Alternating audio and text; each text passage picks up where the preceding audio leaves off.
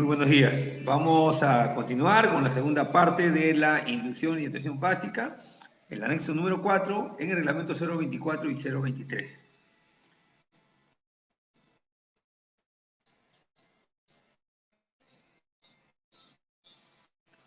Otro trabajo de alto riesgo muy importante para considerar se denominan los espacios confinados. Los espacios confinados hay que tener ciertas consideraciones generales. Por ejemplo, se tiene que elaborar un PETAR, un permiso escrito para trabajo de alto riesgo, que será exhibido a la entrada de dicho espacio combinado. Si un permiso para trabajo de alto riesgo, como es el PETAR, expira antes que el trabajo en el espacio combinado sea completado, el supervisor debe renovar y formalizar el PETAR antes que el trabajo pueda continuar. Ya les he dicho, los PETARes terminan a las 6 de la tarde. Si el trabajo sigue pues hasta las 9 de la noche, 10 de la noche, hay que elaborar otro PETAR. Lógicamente es el mismo día, pero dirá segundo turno, 18 horas hacia adelante.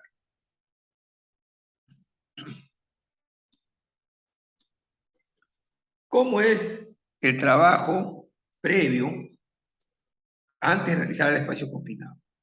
Primero se tiene que monitorear la atmósfera en el interior del espacio confinado, que puede ser un chute, un túnel, un tanque de combustible, un tanque de agua, alguna de las instalaciones que tienen esta característica. Entonces, lo primero que hacemos es realizar la evaluación y preparación del lugar de trabajo. Es hecha por el supervisor responsable del trabajo, incluyendo si es necesario el monitoreo de calidad de aire para asegurar que la atmósfera de trabajo no sea peligrosa. Entonces, existen unos equipos que se llaman reveladores de gases. Hay de 4 gases, 5 gases, 6 gases, un Altair 6, y van a poder ver la cantidad de oxígeno que se encuentra dentro de ese. Si es menor a 19.5%, no va a ser posible trabajar. Y si es superior a 23% de oxígeno, tampoco se tiene que trabajar. Lo normal es que sea 20.8%. También decimos que antes de iniciar el trabajo dentro de un espacio confinado, se debe monitorear el nivel de oxígeno, inflamabilidad y de toxicidad. No se debe considerar como único parámetro la medición de nivel de oxígeno. Es cierto, hay muchos espacios que hay que comprobar el nivel de inflamabilidad, el nivel de explosividad y de repente otro, como gas de metano, una sustancia tóxica que pudiera estar ahí. El detector de gases debe presentar el certificado de calibración. Sí, estos equipos normalmente se calibran para 6 meses. Existe la ventilación de manera natural y forzada con anterioridad y eliminar toda fuente de ignición. Entonces hay formas de hacer una adecuada ventilación. La natural, que esto lo conocemos, pero cuando tenemos problemas en el interior tenemos que hacer una ventilación forzada. ¿Y cuáles son las restricciones para el ingreso a un espacio confinado? Una deficiente o un enriquecimiento del oxígeno. Las condiciones de ingreso aceptables para oxígeno dentro de un espacio confinado será entre 19.5% y 22.5%.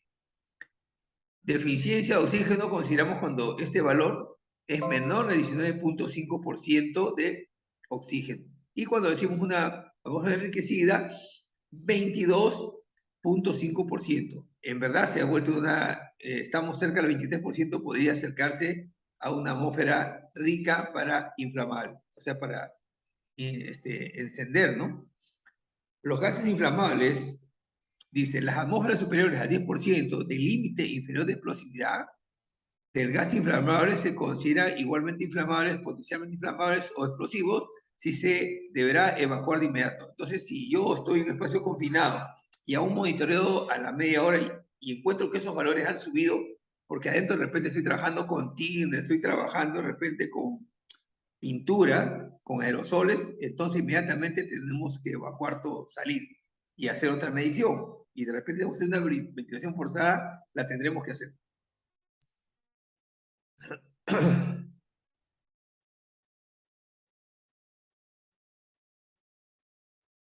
¿Cómo es el ingreso? Al espacio confinado. Dice, ingrese al espacio confinado cuando el vigía mantenga la vigilancia y asegúrese que se mantengan todas las condiciones de ingreso aceptables. Entonces, hay una persona muy importante que no ingresa nunca, que se llama el vigía del espacio confinado. Él tiene un registro de todas las personas que ingresaron, a qué hora ingresaron, qué labor van a hacer, hasta qué hora está previsto que termine, qué equipos tienen, son con energía eléctrica, son neumáticos, etcétera, etcétera, o a combustión. Todo eso sabe. Él tiene esa información y no puede abandonar su puesto. Es un puesto fijo, bajo la supervisión del supervisor, ya sea una obra mecánica, eléctrica o civil. Dice, de ser necesario, el personal ingresante debe contar con un monitor de gases continuamente y no limitarse al monitoreo de gas inicial. Es cierto, el petar de trabajos en caliente, el formato, el petar de espacios confinados, tiene varias horas. 9 de la mañana puede ser inicial, 9:30, un monitoreo, 9:40, 9:50, a las 10. De acuerdo a como ustedes vean el comportamiento, ¿no? De repente, a las 9, a las 9:30 todavía no encendían un grupo de electrógeno adentro. Entonces, a la media hora hay que volver a medir, ¿no? A ver cuál es la concentración de CO2, de monóxido de carbono, me refiero. Entonces, cada persona que ingrese al espacio confinado utilizará una línea de recuperación conectada a la espalda, el argolla en D. Entonces, como están viendo ahí en la fotografía, utilizamos cuerdas, no usamos sogas. Las cuerdas, según norma ANSI, soportan igual 5.000 libras o 2.270 kilogramos. No es que se van a amarrar una soga y ingresan, no. Tiene que ser una cuerda dinámica o estática. Otros trabajos de alto riesgo tenemos los izajes, principalmente cuando, según norma OCHA, estamos alrededor del 75% de la capacidad de esa carga. Vamos a decir que esa grúa carga 10 toneladas. ¿Cuánto es el 75%? 7.500 kilos. Y su carga pesa 7.499 kilos. Ah, ya. Es un izaje crítico, por lo cual tengo que tomar muchos controles, ¿no? Dice, ¿qué cosa es un izaje? Es una actividad mecánica que consiste en desplazar mecánicamente una carga entre dos puntos, usando equipos de izaje como grúas fijas, móviles, eslingas, estrobos.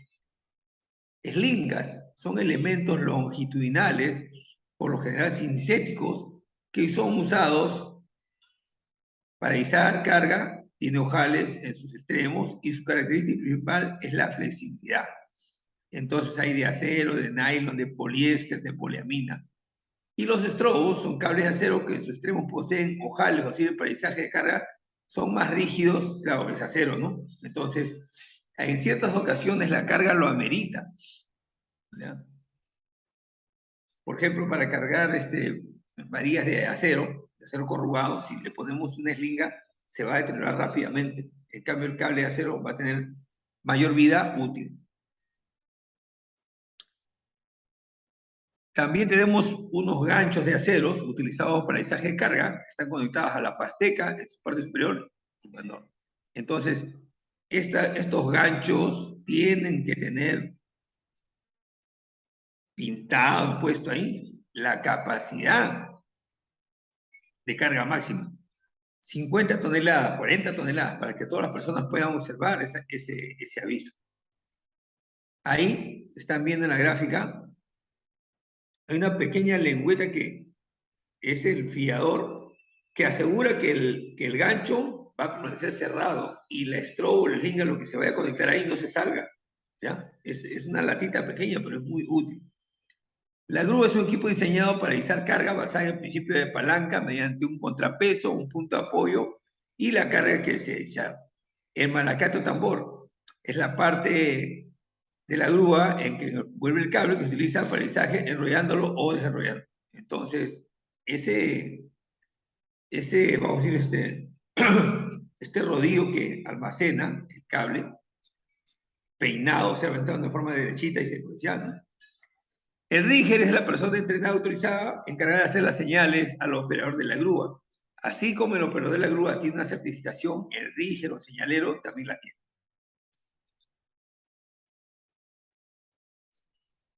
En este trabajo, ¿qué recomendaciones hay? Toda grúa debe contar con una tabla de cargas y manual de operación. Entonces, la grúa, en este punto, sobre su propio eje, carga 100 toneladas, vamos a decir. Pero a medida que va desplazando en ángulos y en extensión el brazo, va disminuyendo. Más o menos para que tengan una idea. Una grúa que carga 7 toneladas sobre su propio eje, cuando va estirando su brazo a 35 metros, carga 500 kilos. Es cierto, es una grúa de 7 toneladas, pero ha perdido fuerza para poder levantar esa carga. Más bien podríamos generar una volcadura de la grúa. Entonces, ya saben, sobre su propio eje, tiene su carga nominal de 10 toneladas. Eso es lo que carga. Pero a medida que se inclina y estira el brazo, pierde valor. O sea, va a tener que cargar menos.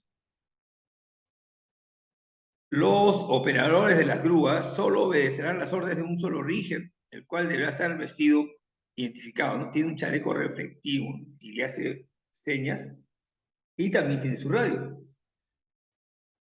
Se deberá conocer la capacidad segura de los elementos de izaje antes de su uso, y esta no se deberá excedida durante los trabajos. Para el uso combinado de elementos de izaje con capacidad segura de carga, será aquella correspondiente al elemento más débil. Entonces, nosotros tenemos, vamos a decir, una carga de 20 toneladas y tenemos estrobos y eslingas de 50 toneladas, 40 toneladas, pero no debe haber una eslinga menor a 20 toneladas, no debe haber, porque si no estaríamos en contra de la seguridad. Otras recomendaciones serían: las eslingas y cables de alambre deberán ser protegidos de asperezas, cortes. Entonces, hay unas fundas para proteger las esquinas, o cuando la carga es muy filuda, no hace que en el izaje corte, pues este es elemento de izaje, ¿no? Las eslingas deberán ser rotuladas con la capacidad de carga. Entonces, en esos ojales que ustedes están viendo de la eslinga, al ladito hay un cuero normalmente cosido, y ahí indica cuál es la capacidad de la carga, ¿no? En U, en básquet, tiradas, doble, todo tiene una capacidad que va a mejorar o va a disminuir. Las eslingas deben almacenarse apropiadamente para asegurar su preservación mientras no se usen. No puede estar pues las eslingas en el suelo, tiene que estar en un espacio donde no existe humedad, debidamente protegidas. Los grilletes usados en izaje serán de acero forjado y deben tener un pasador de seguridad. Entonces, los grilletes tienen un pasador que cuando llega al tope gira y se enrosca para evitar que se caiga en la maniobra. Tiene también sus indicadores: cuál es el fabricante, cuál es la capacidad, cuál es su posición donde tiene mayor fortaleza, etc.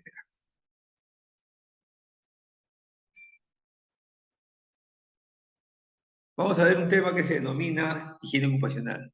La higiene ocupacional es una rama de la ingeniería y se encarga de hacer mediciones.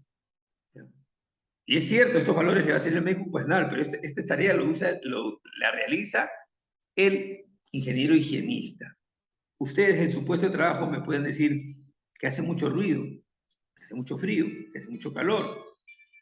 Pero ¿cómo sabemos eso? Eso sería un abstracto.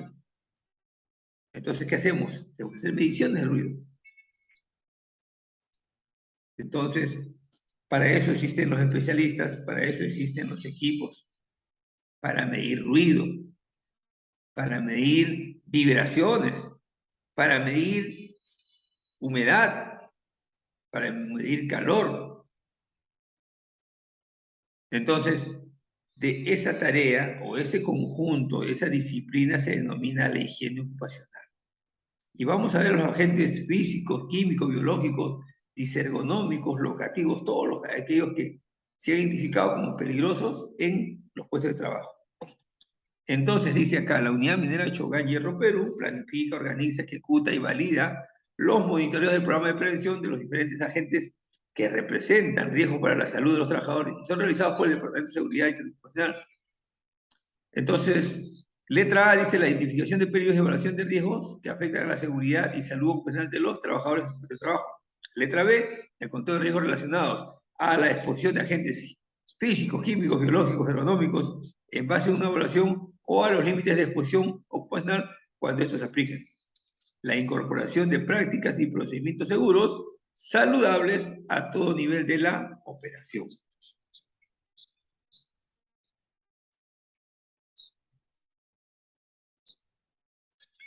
Entonces, el reglamento 024 da mucho énfasis al programa de protección auditiva, o sea, el ruido, ¿no? Entonces, las fuentes de ruido son numerosas, pueden ser motores, vehículos, equipos, actividades como puede ser esmerilado o el corte de madera. Entonces, es importante que la falta de concentración, distracción se produce por ruido, la somnolencia, la sordera, la taquicardia, aumento de la presión arterial, entre otros. Una tablita básica es que ustedes están viendo que está el reglamento 024 023. Por ejemplo, se considera el nivel de ruido en la ponderación A, 85 decibelios para una jornada de 8 horas. Superior a eso ya es dañino para la salud y no debe permitirse. Entonces usamos una protección auditiva, usamos doble protección auditiva, tenemos extractores de ruido. Si ustedes se dan cuenta, en un espacio pequeño, usted abre la puerta, se disipa el ruido. Entonces, eso hay que hacer. Las temperaturas también son agentes que se pueden medir, ¿no? Si vamos a Piura, pues con esta ropa que estamos, no, va a ser difícil trabajar con esa ropa. Y a su vez, si vamos a trabajar en una unidad minera que esté por los 4.000 o superior a 4.000 metros sobre el nivel del mar, como puede ser en Las Bambas, con la ropa de la costa no podríamos trabajar porque sufriríamos la congelación de las partes expuestas. Entonces, por eso es necesario tomar medidas. Se miden con equipos que están calibrados y en base a eso vamos a mejorar las condiciones de trabajo. Puede ser para el frío, ropa térmica, ¿no? Bebidas calientes, aclimatación, entre otros. Pero si vamos a un lugar donde hace mucho calor, 34 grados, tengo que usar bloqueador solar, ropa de algodón, ropa de manga larga, tener un suplemento de bebidas rehidratantes, por ejemplo. Las vibraciones son ocasionadas por plataformas, máquinas, herramientas, vehículos, entre otros, como los rotomartillos, compactadoras, ocasiona trabajar lesiones en la muñeca, codo, calambres, lumbalgia. Señores, en la exposición a vibración del cuerpo completo, el valor máximo de aceleración de 8 horas es 1.15 metros por segundo al cuadrado. ¿No? Entonces, una tablita también. Pero algo muy importante es que estas lesiones musculoesqueléticas van a hacer daño a largo plazo porque se va a producir una descalcificación de los huesos. Así que las personas tendrán que hacer sus evaluaciones. Existen unos guantes parecidos a Corofún, que son la vibración de la herramienta se van a disipar en el guante y no van a llegar a la mano del trabajador. Bueno, a la mano del brazo del trabajador, no van a llegar. Entonces hay muchas herramientas, muchas estrategias para evitar que esa vibración dañe a la salud del trabajador. Las radiaciones, bueno, es la emisión y propagación, transferencia de energía de cualquier medio en forma de ondas electromagnéticas o partículas. Una onda electromagnética es una forma de transporte de energía, como la radiación solar, radiación de soldadura, radiación de metales. Entonces existen dos que hemos identificado, ¿no? La radiación ionizante y la radiación no ionizante. Entonces, muchas veces han visto los compañeros que realizan soldadura que están bastante protegidos porque a ellos les falta el ruido, a ellos les falta los humos metálicos, a ellos les falta la radiación, la iluminación, vamos a decir, de deslumbramiento, de la capacidad visual. Entonces, él y el ayudante tienen que estar igualmente protegidos. Ese mandil de cuero cromo evita que las radiaciones ionizantes puedan impactar en la salud del trabajador. La constante exposición podría generar un cáncer. Ya cuando es algo grave, pues como la reacción nuclear es una bomba atómica y la gente se muere, ¿no? Ya saben ustedes eso, ¿eh? Los efectos se van a producir a corto, mediano y largo plazo. No es cierto que una persona vio un arco de soldadura eléctrica y mañana va a tener cáncer, ¿no? Es un proceso. Lo más importante es no exponerse. Nadie de ustedes va a ir a sacar fotos con una soldadura, ¿no? Eso sería exponerse, puede llegar a tener cáncer. Así que mucho cuidado con su salud. Los agentes químicos. Dice, se efectúan mediciones periódicas y las registra de acuerdo al plan de monitoreo de agentes químicos presentes en la operación minera, tales como polvos, vapores, gases, humos metálicos, neblina, entre otros que puedan presentarse en las labores de instalaciones. Entonces, tenemos la concentración promedio de polvo respirable en la atmósfera en la mina, en la cual el trabajador está expuesto, no será mayor a 3 miligramos por metro cúbico de aire para una jornada de 8 horas. Entonces, por eso que las vías normalmente están siendo humificadas o hidratadas, se le explica agua salada, se le explica es una sustancia química para evitar que se levante polvo, y las vías están compactadas. Por eso usamos un respirador, ¿no? Hay que evitar. O sea, no solamente es que la unidad minera tenga estrategias, sino que todos protejamos nuestra salud. Los agentes biológicos, es un organismo como una bacteria, un virus, un parásito, un hongo, una toxina con la capacidad de afectar de manera adversa a la salud de las personas. Entonces tenemos, después de 2 años, del virus del SARS-CoV-2. Ya eso todos tenemos que tener bien claro que es un virus y que es una bacteria. Entonces, este virus produce una enfermedad que se llama la COVID-19. Ahora se llama la COVID-22, porque estamos en el año 22. Entonces, sabemos que los medicamentos para bacterias no son efectivos, como que alguien consuma ampicilina.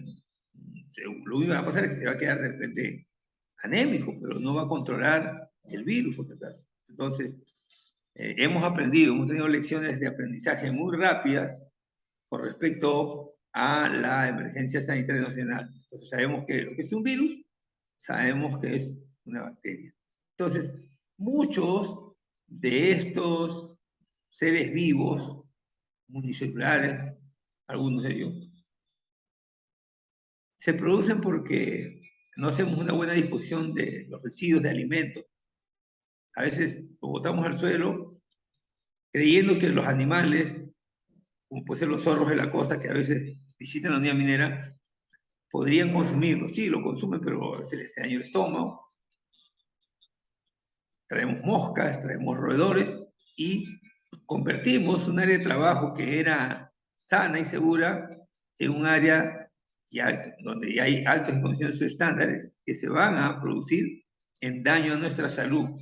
Así que un punto de partida importante es que todos hagamos una adecuada disposición de los residuos, un adecuado uso de los servicios higiénicos, de los baños. Todo eso debe estar presente para evitar generar enfermedades. La ergonomía es una especialidad, ¿no?, en que la ciencia busca optimizar la interacción entre el trabajador, la máquina y el ambiente de trabajo.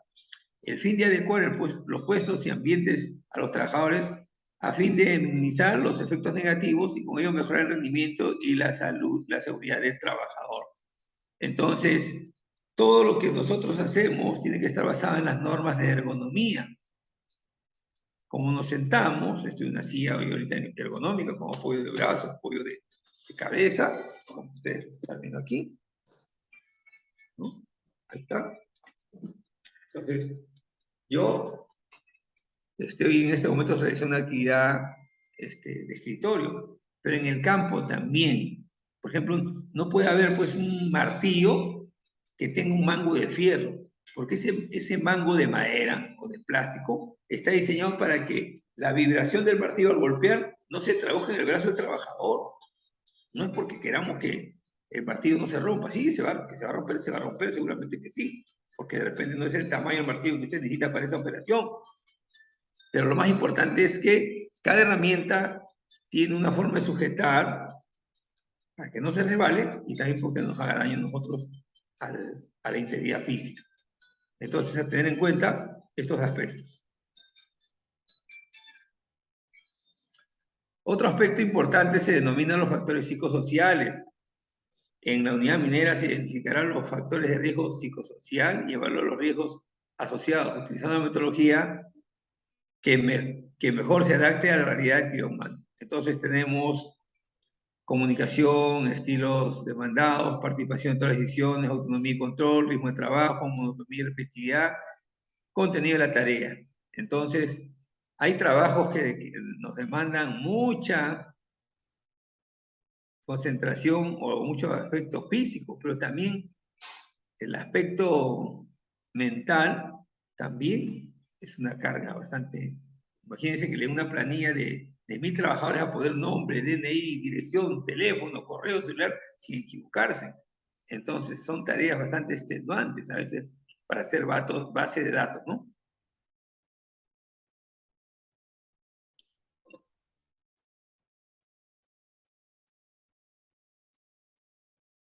Entonces, ¿cuáles son esos tipos de factores psicosociales? Tiene que ver con la personalidad, con la edad, con la motivación y con la formación. ¿Y cuáles serán los factores extralaborales? El entorno socioeconómico, la vida personal y familiar. Un ser humano está formado por una parte física, lo que vemos de la persona, una parte mental y abajo tenemos una parte social. Todos ustedes y yo en estos momentos somos trabajadores de la empresa, pero cuando llegamos a la casa somos padres de familia, somos hermanos, somos padres, somos esposos, somos nietos.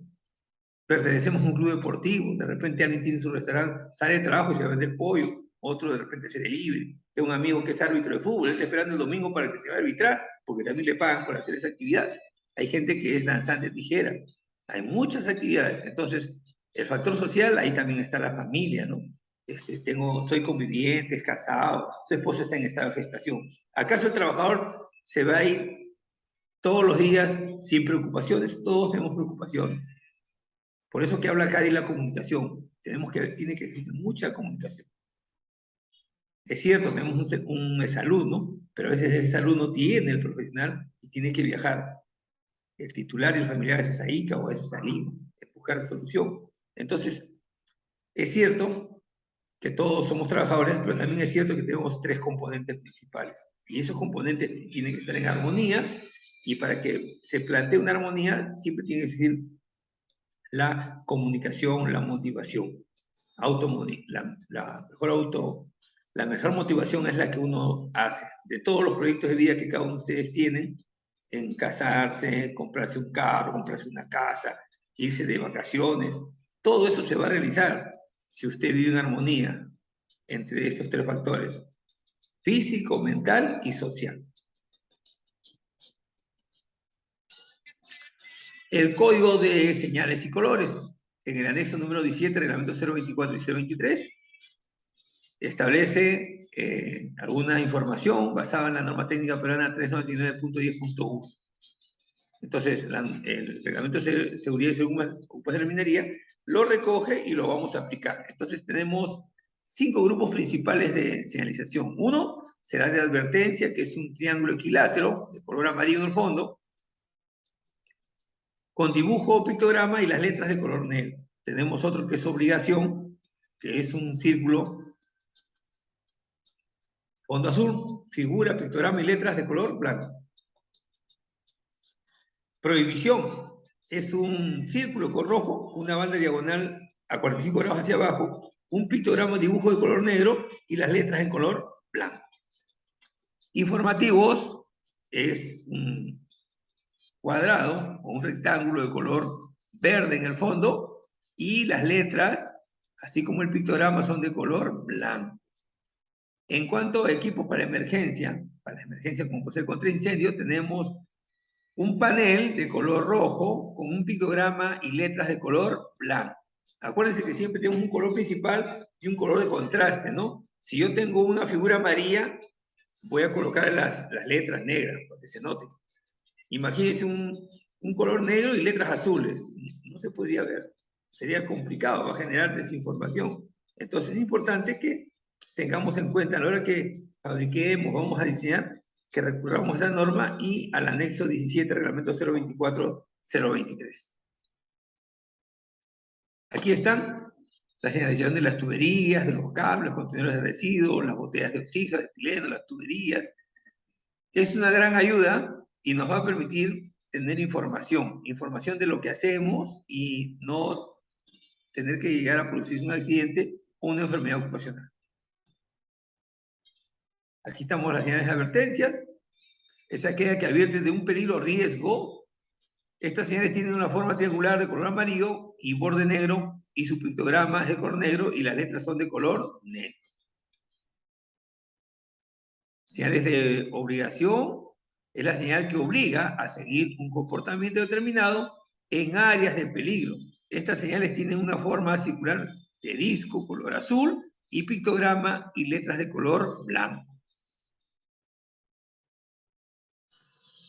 Señal de prohibición es la señal que prohíbe, limita, restringe un comportamiento susceptible de provocar un peligro.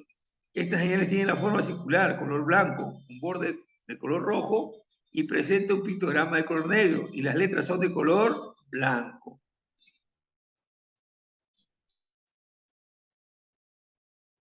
Señales de información general es la señal que proporciona indicaciones e información, dirige a las personas hacia los equipos de auxilio, zonas de seguridad, puntos de reunión, salidas de emergencia, otros. Tiene una forma cuadrada o rectangular de color verde y pictograma y letras de color blanco. Señales de seguridad son señales de emergencia que se ubican en puntos claves y visibles e informan dónde se ubican los equipos contra incendios, dónde están las vías de evacuación, el camino a seguir. Tienen forma cuadrada de color rojo y presentan pictograma y letras de color blanco. Entonces, a veces hay señales múltiples de esta forma, ¿no? Pero acuérdense siempre, los colores van a mantenerse, los colores principales y los colores de contraste, así como las figuras geométricas propias para cada señalización. Aquí estamos viendo para los contenedores, ¿no? Según norma técnica peruana 900-058-2019, ahí tenemos papel y cartón azul, plástico blanco, metales amarillo, orgánicos marrón, vidrio plomo, peligrosos rojo y no reaprovechables color negro.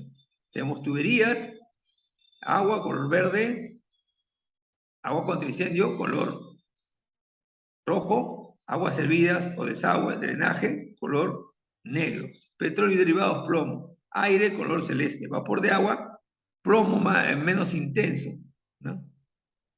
Las botellas, para gases industriales tenemos rojo de acetileno, hidrógeno, óxido nitroso, nitrógeno, argón, gas licuado, oxígeno y helio. Lo que más vemos en el campo siempre es la botella de color verde de oxígeno y de acetileno de color rojo. Existe señalización luminosa y acústica. Las señales luminosas son señales ópticas que proyectan un rayo de luz, generalmente permiten intermitente para indicar o advertir sobre la presencia de un riesgo próximo a producirse en la zona. Entonces, si yo tengo una camioneta y le pongo su circulina, entonces está indicando por dónde está circulando, se acerca o se aleja. Cuando hay una excavación en la noche para avisar, ponemos una lucierna, está parpadeando y me está indicando que en ese sitio no se va a poder pasar. Las señales acústicas son sonoras específicas que difunden a través del sistema de sonido para alertar a los trabajadores y a los miembros de los grupos de emergencia sobre las acciones a tomar. Por ejemplo, cuando hay este simulacro, practicamos, ¿no? Y cuando va a ser real, ya estamos acostumbrados y podemos interpretar que ese sonido me indica que debo dirigirme al punto de reunión para casos de emergencia. Tenemos para demarcar las áreas de trabajo una línea, unas cintas de color amarillo. Prevenir el ingreso de personas no autorizadas significa no pasar sin autorización del responsable del área, aun cuando observe personas laborando dentro. Entonces, sirve de advertencia y tiene poca restricción. Pero cuando encontramos una cinta de color rojo, prohíbe el ingreso a personal no autorizado advierte un peligro existente. Ninguna persona puede ingresar o está trabajando dentro de un área señalizada. El responsable del área evaluará el retiro o cambio de la cinta, ¿no? Si está haciendo excavación, pues nadie puede pasar por ahí. Está con cinta de color rojo, significa que hay una excavación.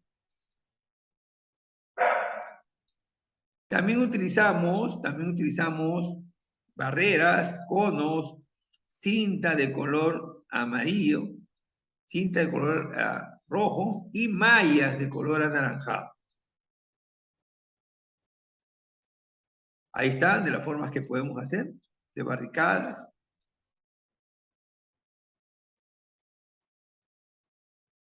En el tema de control de sustancias peligrosas, entonces tenemos que tener algunos equipos, como pueden ser los lavaojos, las duchas, los botiquines.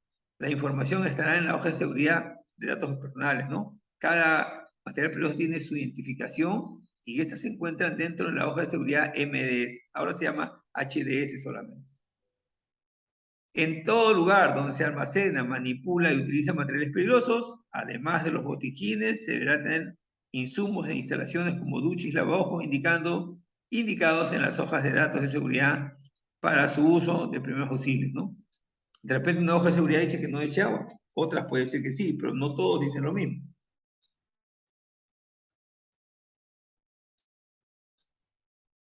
La hoja de seguridad tiene 16 partes según norma. Entonces, en la letra A estará identificación de la sustancia y de responsable de su comercialización.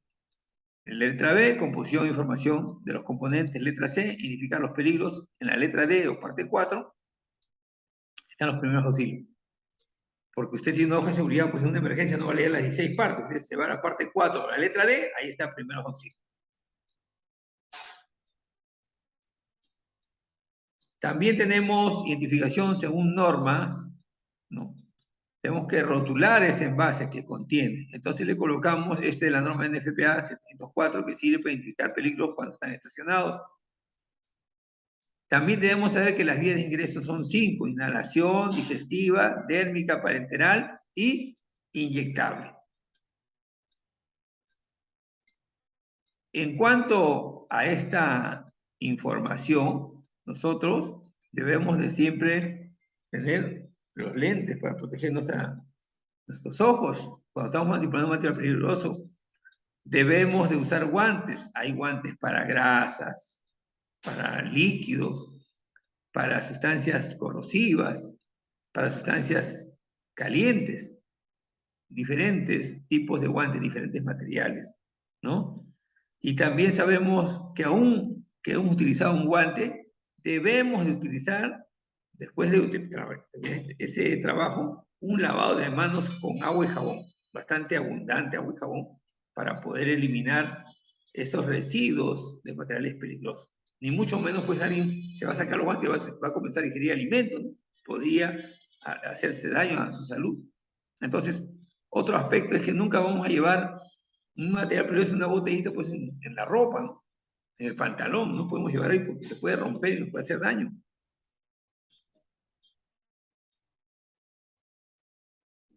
Primeros auxilios. Tenemos un tema que es importante. ¿Qué cosas son primeros auxilios? Es la primera respuesta, no especializada.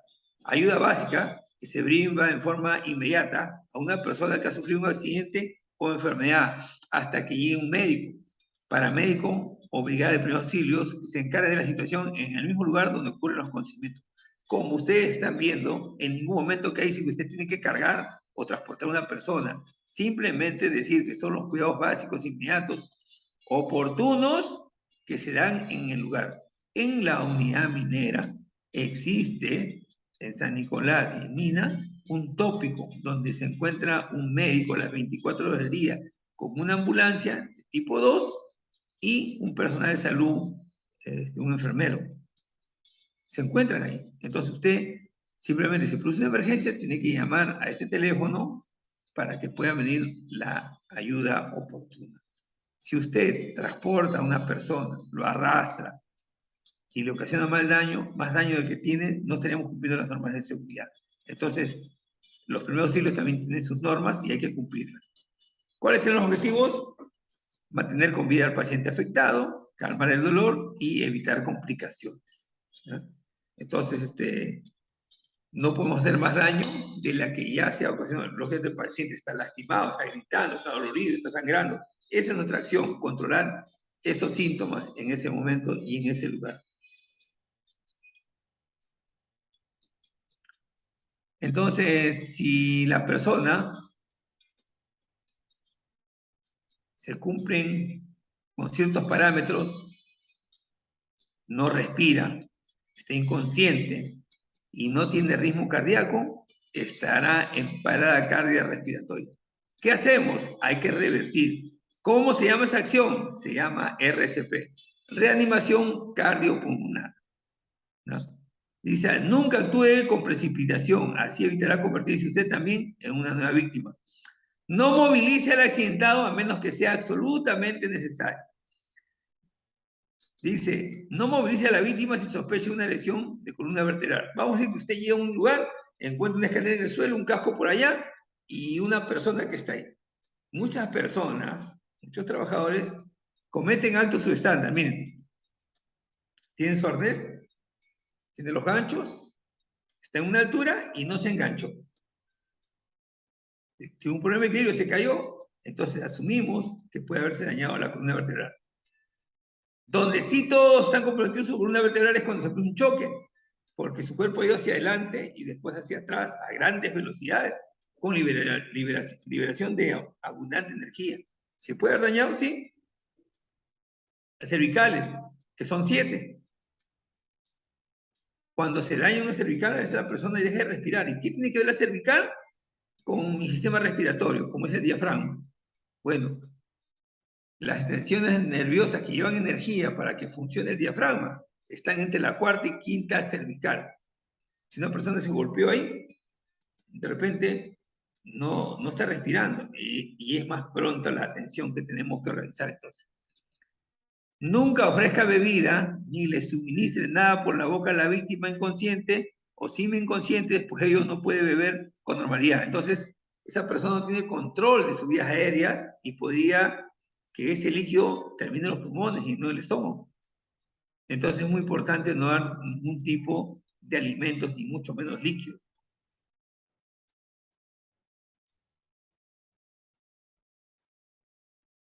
Lo que nosotros llamamos comúnmente pulso, en verdad se llama la frecuencia cardíaca. Es la cantidad de eventos, nuestro corazón cumple 2 funciones, sístoles y diástoles. Entonces, sístoles es cuando el corazón lanza sangre a todo el cuerpo, con una frecuencia normal en personas adultas entre 60 y 100 veces por minuto. Si una persona está accidentada, puede estar inconsciente, pero no significa que esté muerto. Su frecuencia cardíaca puede estar elevada, pero va a comenzar, después de unos 2-3 minutos se va a comenzar a estabilizar. Pero cuando una persona tiene muy baja frecuencia cardíaca, va a decir 40, 35, 30, se está descompensando. Mucho ojo con esos valores. En la emergencia de primeros auxilios no tenemos ningún equipo biomédico, como si hay un hospital. Entonces, con lo que tenemos, nuestro conocimiento y nuestra vocación, podemos salvar a una persona. Así que la frecuencia respiratoria también es importante. Una persona adulta respira entre 12 y 20 veces por minuto. Cuando se accidenta también puede estar con una taquinea, está acelerada su respiración, 25, 30. Pero no se preocupe, en unos minutos va a normalizar. Pero el problema es cuando tiene 12 de respiración por minuto, 10, 8, estamos en una disnea, y eso, una bradinea, disculpe, una bradinea, y eso sí es más peligroso.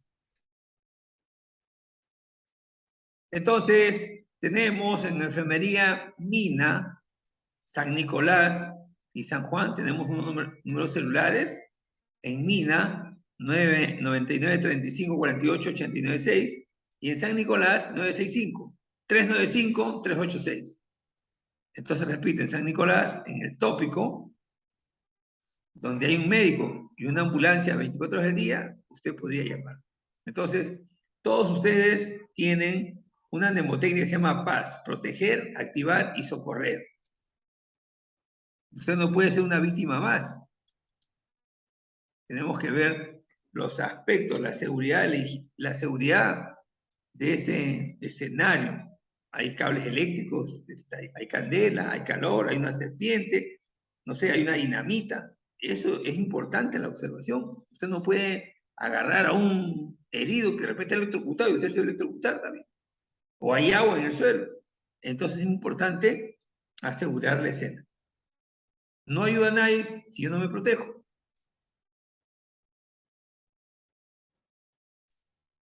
¿Cuáles son los principios de los primeros auxilios? No arriesgues tu vida, brinde primeros auxilios si la zona es segura.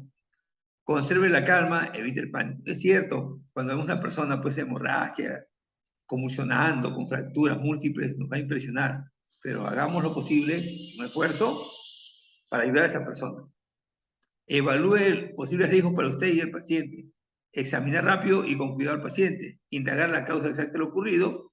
Comunique la urgencia, emergencia y pida ayuda. Porque ciertamente usted solo o yo solo no vamos a hacer mucho. Tengo que pedir ayuda. ¿Dónde estoy? ¿En qué lugar estoy? Me encuentro en el molino de barras número 5 de San Nicolás, ¿no? No va a decir usted, esto es Nicolás, pero ¿en qué parte de San Nicolás estás? ¿En qué planta estás? ¿En zona nueva o en zona antigua?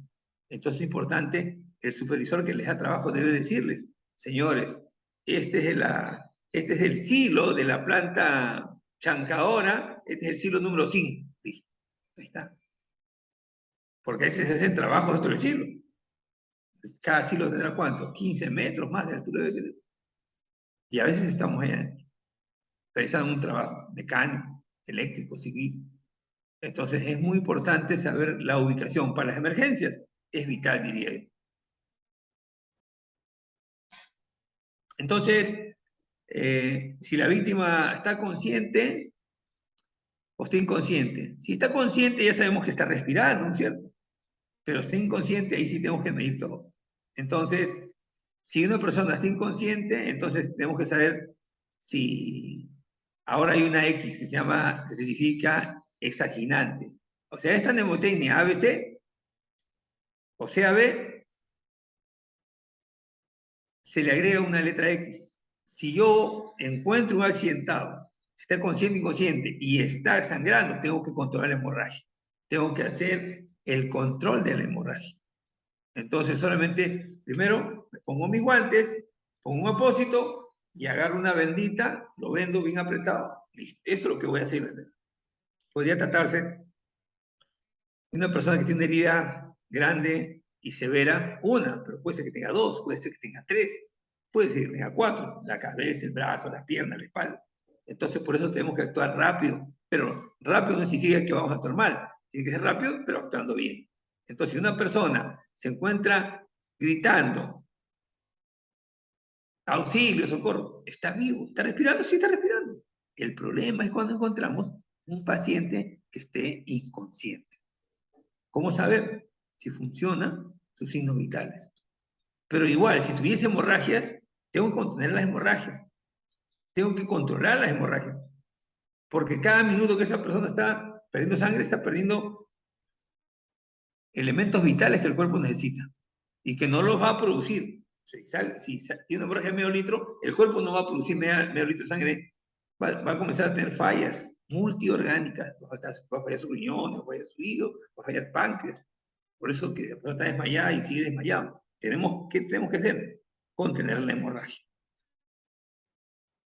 Entonces, tenemos 19 partes en el cuerpo donde podemos tomar el pulso. Estamos tomando el pulso en una arteria, la arteria temporal, en la carótida derecha e izquierda, la braquial del brazo derecho y brazo izquierdo. En la mano, acá tenemos la arteria radial y acá está la cubital, acá abajo.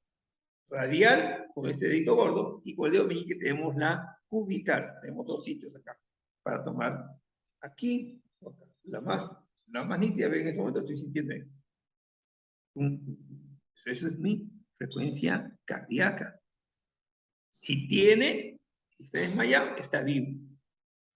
Y si no tiene, no lo encuentran, está entrando en paro. Ponen la mano aquí sobre su camisa, mucho cuidado con las damas. Ponen aquí, y ustedes van a sentir. Está desmayado, pero así respira. Si no respira, ya tenemos un parámetro, miren. No respira. Está inconsciente y no tiene frecuencia cardíaca, está en parada cardiorrespiratoria, hacemos RCP. Pero no porque una persona esté en el suelo inconsciente vamos a hacer RCP, por si acaso.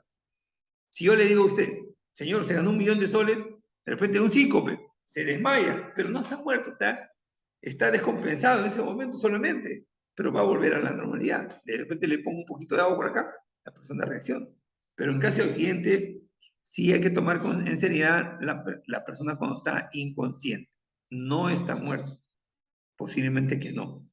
Lo que pasa es que está haciendo paro cardiorrespiratorio, pero eso hay que comprobarlo con estos signos vitales.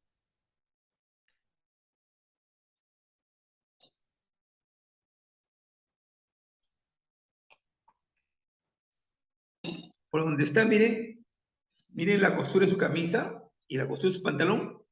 Ahí pasa una arteria. El pantalón también. Entonces ahí tendrá la femoral. Detrás del tobillo se encuentra la tibial posterior. Debajo de la rodilla, por ahí está la poplitea, está el músculo popliteo, el único músculo triangular que tiene el cuerpo humano. Donde amarran los pasadores del zapato está el pedio anterior, así se llama. La respiración, entonces, si la persona, vamos a decir, tiene una respiración entre 2 y 20, pero está inconsciente, lo voy a poner en esta posición que se llama posición lateral de seguridad.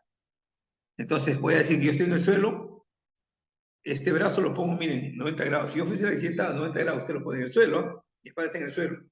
Esta mano mía, mi mano izquierda, voy a tomar mi mano derecha y voy a hacerlo girar y lo dejo en esa posición que ustedes están viendo. ¿No? Parece que la persona está durmiendo, porque está de costado. Si esa persona tiene que regresar los alimentos, que así se llaman, si estuviese así, se va a ahogar. En cambio, si está de costado, va a hacer que eso que está arrojando vaya a un costado y no se ahogue la persona. Es para eso.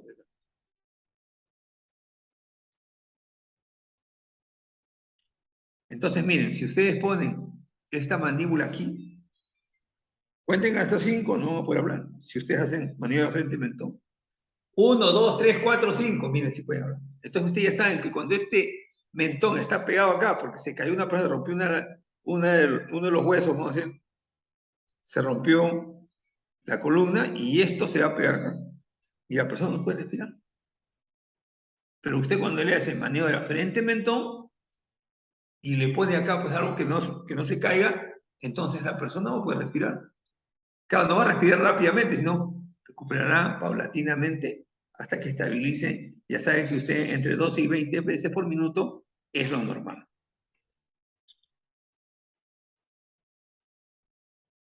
Hay personas que tienen algunas comorbilidades, aparte que puede ser obeso, aparte que usted lo está viendo, pero usted no sabe qué persona es hipertensa o no. Vamos a decir que esa persona no tomó su captopril, tiene problemas en el corazón y se amargó en el trabajo y le puede dar un paro cardíaco. Entonces, las personas que están conscientes sienten un dolor muscular. Alrededor del corazón hay un músculo que se llama el miocardio. Ese se contrae como como lo que nos da a veces un dolor en las rodillas, en las piernas. Entonces, igualito un calambre. Entonces, por eso causa un dolor intenso. A veces está avisando ya, y ya se va a producir un paro cardíaco. Entonces, ¿cuáles son los síntomas y signos? Ausencia de pulso, falta de respiración y pérdida de conocimiento. Causas: dosis excesiva de medicamentos, electrocución, traumatismo encefalocraneano, ataque cardíaco y otros. Entonces ya saben por qué se paraliza el corazón. Porque el corazón tiene un músculo que se llama el miocardio. Si una persona se electrocuta, el corazón se queda así o se queda así. En sístoles o diástoles. Porque el músculo eso que está alrededor, que se llama el miocardio, se ha detenido. Por eso hacemos RCP.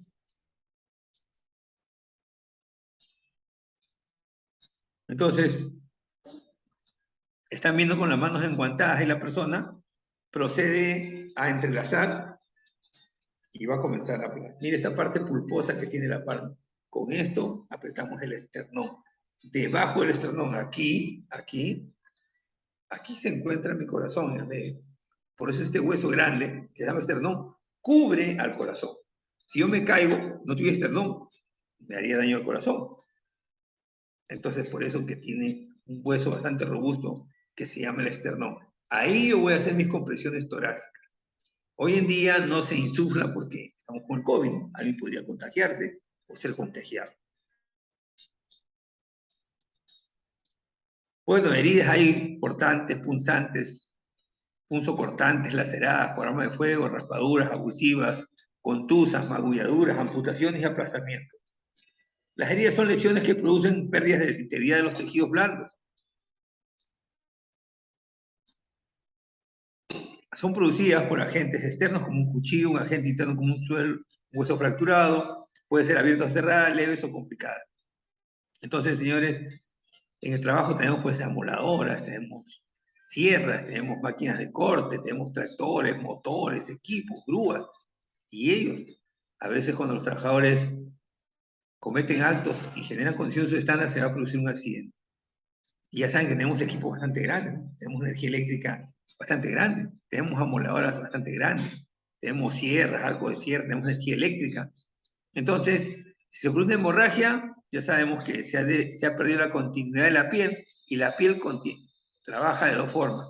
Más seguramente, pero dos principales son mantener la temperatura corporal de 37.5 grados centígrados y evita que todos los agentes tóxicos que están en el medio ambiente puedan ingresar a nuestro organismo y hacernos daño. Eso funciona en la piel. Entonces, cuando se corta, debajo de la piel no solamente tenemos masa y huesos, tenemos tendones, nervios, ligamentos, ácido hialurónico, tenemos venas, tenemos arterias que transportan sangre y eso se daña. Es cierto, no somos cirujanos, nosotros no vamos a operar, no vamos a hacer cirugía, pero sí podemos controlar la hemorragia. Eso sí podemos, eso tiene que estar bien claro. La letra X se llama hemorragias exsanguinantes, o sea, hemorragias muy severas que si no se controlan, la persona puede perder la vida. Vamos a decir que usted solito se accidentó y no hay nadie en ese lugar. Si usted hace un esfuerzo de caminar, hacer esfuerzo, ¿va a salir menos sangre o más sangre? Va a salir más sangre, va a haber mayor presión. Entonces, lo primero que tiene usted es calmarse, poner un torniquete con lo que pueda ser posible. Si usted controla la hemorragia, en contados minutos podría perder la vida. Por eso es importante esta temática de los primeros auxilios.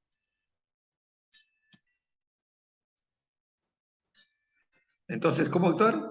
La desinfección de las manos, colocarse guantes, lavar la herida, mire, cubra con una gasa, un apósito. Si es una herida, pues una, pero si son varias, hay que poner una bendita, apretarlo bien y poder atender la otra hemorragia. Y así sucesivamente.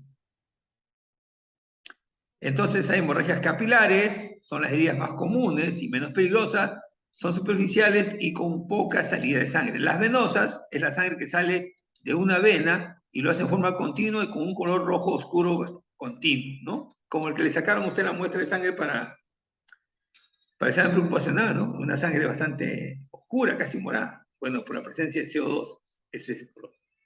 Y las arteriales es la sangre que sale de una arteria a impulsos con mucho impulso y un color rojo brillante, muy peligrosa por la gran pérdida de sangre que representa. Entonces, a las amoladoras nunca le saquen las guardas. Es cierto, con una amoladora con guarda avanzamos poquito, pero es más seguro. Si usted le saca la guarda, va a avanzar más, pero podría de un solo descuido perder la mano o un brazo. Entonces, por eso es importante la prevención. La prevención la tiene usted en sus manos. ¿Y quién puede accidentarse? Usted mismo. Por eso es importante utilizar herramientas para las cuales yo estoy entrenado, tengo conocimiento. Si no, recurrir al supervisor. No, ese equipo no lo puedo utilizar porque nunca lo he utilizado. Necesito un aprendizaje. Miren, estas hemorragias también se van a producir. Es cuando no hay... Esto es cuando se debe a una liberación de energía, que una persona se cayó, fue atropellada, fue golpeada. La sangre no está afuera, está adentro y también está produciendo daño, ¿no? Entonces, a veces dentro de unas bolsas que tenemos que protegen los pulmones, que se llama pleura, se queda almacenada sangre ahí y se va a producir una hemotoragia de tensión. La sangre se va a comenzar a coagular y no va a permitir una adecuada respiración. Así que las hemorragias internas también son dañinas para el cuerpo humano. Entonces, hacer presión directa, miren, el uso del torniquete. Hay personas que a veces se golpean, se impactan cuando se caen o algún material le cae en la nariz. Entonces, se ha producido una hemotisis, o sea, un sangrado por la nariz. Entonces, ¿qué dice acá bien claro? Sentar a un paciente, en ningún momento dice echar, no eche a un paciente, porque la sangre se va a ir hacia adentro. Y la sangre se va a coagular, como usted ya sabe. Entonces, aquí tenemos un hueso, de la mitad para arriba se llama el hueso Bomer. El hueso Bomer. Si usted aplasta ahí no va a pasar nada. De la mitad para adelante tenemos un cartílago. Y las narinas, narina derecha, narina izquierda, usted va a pinzar las narinas, pero hacia abajo, su cabeza ligeramente hacia abajo. Y entonces ahí vamos a controlar. Nuestra nariz y nuestra cara están muy vascularizada, o sea, tiene mucho vaso. Entonces hay que controlar. Es una acción inmediata. Pinzar, para eso, a veces el paciente, miren, está nervioso y usted le dice al paciente, al mismo señor, píncese la nariz así, usted le enseña.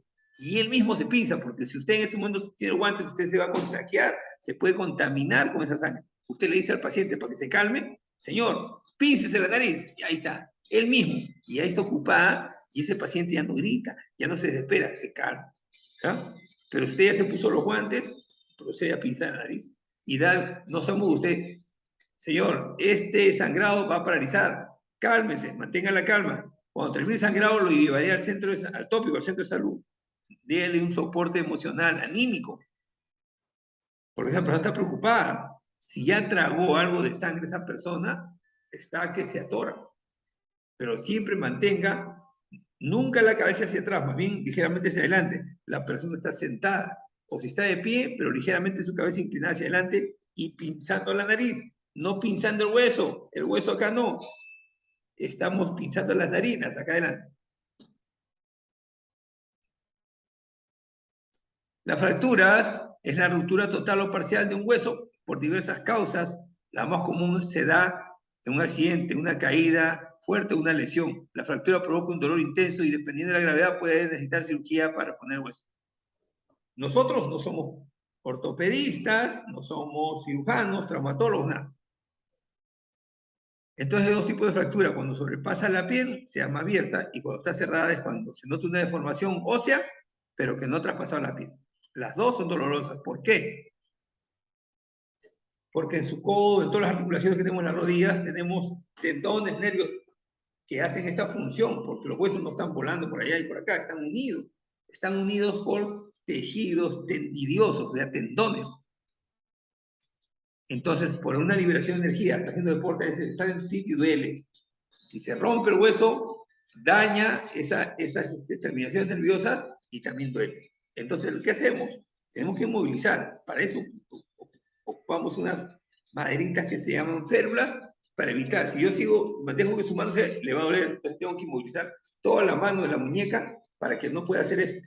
Ya les dije una vez más, debajo de la piel tenemos huesos, sí, tenemos partes pulposas de carne, sí, pero también tenemos nervios, tendones, ligamentos. Miren ustedes su mano, miren, ahí están viendo las venas. ¿Cómo hacemos esta acción? Con los músculos. Entonces se dañan también al tener una fractura. Entonces, aquí estamos viendo algunos daños que se puede producir en los huesos, principalmente las personas de mayor edad. Su calcificación de los huesos es más lenta, por tanto son más débiles. O, en general, una persona joven adulta cuando se atropella un carro pues pesa 5.000 libras, 2.270 kilogramos, y un ser humano pesa 90 kilos. Miren, 2.000 kilos contra 90 kilos. Lógicamente que hay una liberación de energía. Y esta masa de mayor tamaño va a hacer daño a la masa de menor tamaño. Entonces le ocasiona fracturas muchas veces. Es dolorosa, ya saben por qué, porque debajo de la piel tenemos tendones, ligamentos, nervios. Entonces, hay accidentes de tránsito pues leves y hay severos. Entonces, mientras va severo, ya vemos que los daños son mayores también. Entonces, a veces en la bóveda craneal alguien se cortó, le impactó algo, bueno, y también hay que proceder a poner un vendaje bastante el vendaje es apretado, no se trata de que usted le dé 100 vueltas a la cabeza, sino después de 3 vueltas, pero bien apretado, para evitar que la sangre evolucione. Aparte, ya saben ustedes que la piel en todo el cuerpo mantiene la temperatura corporal de ¿cuánto? 37.6 grados. Y si hay un corte grande, lo empaquetamos y tenemos una frazadita y lo tapamos hasta que hace el cuello. Porque esa persona se está enfriando. Va a entrar en hipotermia, posiblemente que sí. Entonces, necesitamos que todo lo que esté en su botiquín esté bien limpio, bien protegido. Para una emergencia nos va a servir. Lo poco que hay es bastante útil en una emergencia. El atragantamiento. Nosotros tenemos 2 vías, una vía digestiva y una vía respiratoria. Entonces, cuando una persona está comiendo, no puede pretender hablar porque se va a atragantar. Con los niños, se pone cualquier elemento que están jugando en la boca y se les pasa, y se atragantan. Entonces, el atragantamiento a veces puede ser parcial o puede ser total. Pero los dos son situaciones que requieren una atención oportuna y rápida. Entonces, miren la figura de delantera. Una persona así significa que se ha atragantado y no puede hablar. Entonces, inmediatamente tenemos que hacer una maniobra que se llama de Henrich, ¿no? Que consiste en poner de esta forma, de mi ombligo 2 centímetros más arriba voy a poner esta parte y con la otra mano voy a jalar hacia atrás y hacia arriba, hacia atrás y hacia arriba. Se llama maniobra de gancho.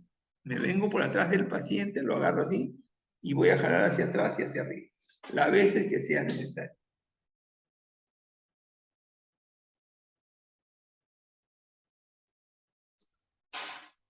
Si una persona está sola, en su oficina, miren, la persona calcula sobre el respaldo de la silla y va a colocar por encima, 2 centímetros encima, más arriba que su ombligo, y va a hacer una presión para evitar que esto salga. No golpeen la espalda, ni los pulmones, porque aquí tenemos un cruce de terminaciones nerviosas, y si nosotros damos un karate, pues vas a desmayar.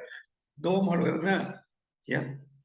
No obedece a una recomendación técnica que una persona tenga que ser golpeada porque se atragantó. Eso no es recomendable.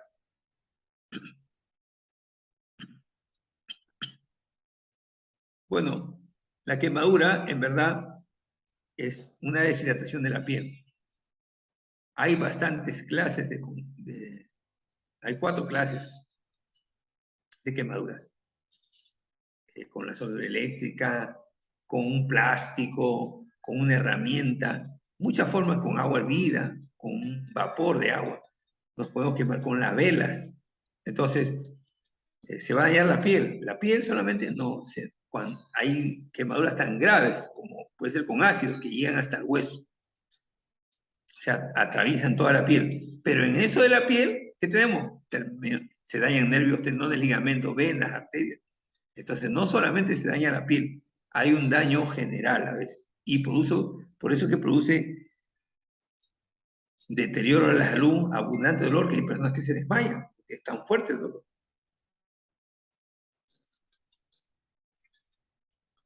Entonces, hay quemaduras de primer grado que afectan solamente la capa externa de la piel y son ampollas, ¿no? Que en 3 o 4 días pueden cicatrizar. Tenemos de segundo grado cuando ya está comprometida la epidermis y la dermis y causa dolor, hinchazón, ampollas.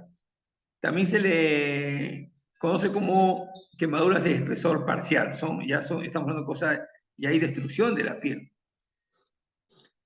De tercer grado son más profundas y ya llega hasta la hipodermis, o sea, cerca de los huesos, ya estamos hablando ya de una de tercer grado y las más graves son de cuarto grado.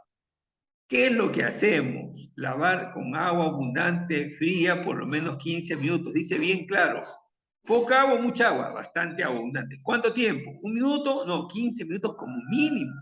Agua, no pongan nada más. Hielo no, nunca se puede ir. El hielo quema la piel.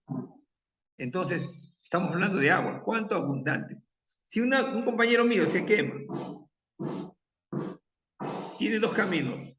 ¿Querés llevarlo al tópico corriendo o echarle agua? ¿Qué hago? Le echo agua. Si usted lo transporta, la piel se va a seguir quemando, se va a hacer un daño térmico. En cambio, si yo antes transportaba le echo agua, estoy controlando, estoy cesando la acción térmica y no se va a dañar más bien. Otro efecto que tiene el agua, buen tiempo puesto sobre una superficie, el cuerpo humano, tiene un efecto analgésico, la persona se va a tranquilizar. Acuérdense que hay heridas pequeñas, hay quemaduras pequeñas, hay fracturas pequeñas, pero si es algo grande, el daño será más grande. El dolor será más grande o pequeño, más grande también. Así son las cosas. ¿No? Una cosa es que una persona se hinque con un alfiler, le duele un poquito, pero si es un cincel, imagínense. Entonces, hay que entender así. Hay que proceder con calma, con mesura, la bioseguridad, escena segura, y procedemos a atender. Entonces, caso de quemaduras, lo más inmediato que puede hacer y va a ayudar mucho más a nuestro paciente quemado es aplicar agua. No he dicho hielo en ningún momento, he dicho agua solamente. Agua solamente. Agua limpia, por supuesto, ¿no?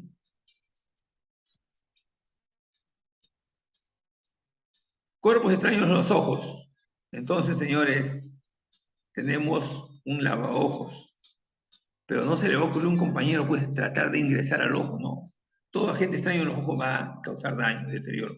Entonces lo que hacemos con los lavaojos es que el agua, al hacer ese movimiento, extraiga, arroje ese objeto. O sea, pero no pues tratar a alguien consumado o con un alambrecito, o una pinza meterlo, no, eso no recomiendo. Si uno de los ojos le cayó, no sé, un ácido, y ya pasó un buen tiempo y le echamos agua, hay que tapar los dos ojos para ser transportado a ese paciente. Hay que proteger los dos ojos.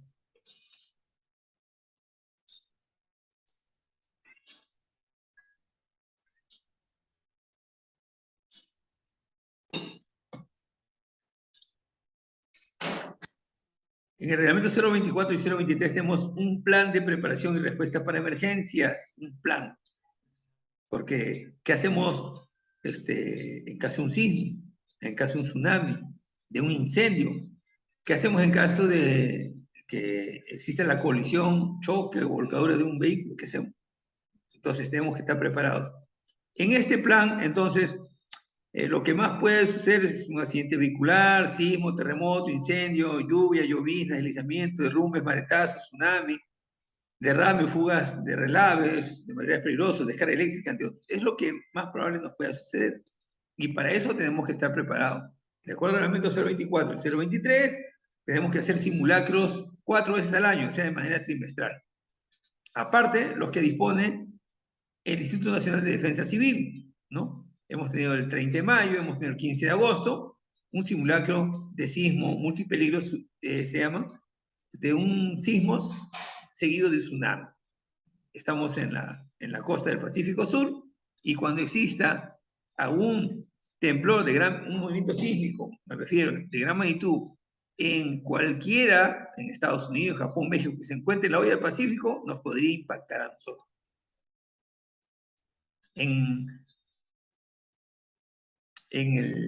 Si en este siglo, a comienzos de este siglo, hubo el terremoto más fuerte de toda la humanidad, el terremoto en Valdivia, en Chile, 9 grados, hubo muchos muertos y hubo tsunami también.